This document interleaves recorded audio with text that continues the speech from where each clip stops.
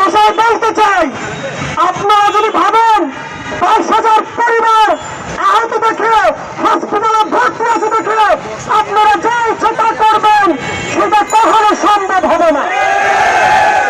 আমরা রক্ত যখন দিয়েছি, জীবন দিতে প্রস্তুত আছি। এই খুনি হাসিনাকে বাংলার মাটিতে কোনোভাবেই দ্বিতীয়বার তাকে আসার জন্য আমরা সুযোগ দেব না। জনাব ওয়াকারুজ্জামান স্যারকে আমি বলতে চাই, উপর দিয়ে ফিটফাট, ভিতর দিয়ে সদরঘাট আমরা চাই না। আপনার কাছে আমি স্পষ্ট ভাষায় জানতে চাই, আপনি চাচ্ছেন নাকি আমাদেরকে বলবেন? আপনি কি স্বৈরাচার শেখ হাসিনার পক্ষপাতিত্ব করতে এখানে আছেন, নাকি বাঙালি 18 কোটি বাঙালির প্রাণের দাবি বাস্তবায়ন করার জন্য এখানে আছেন?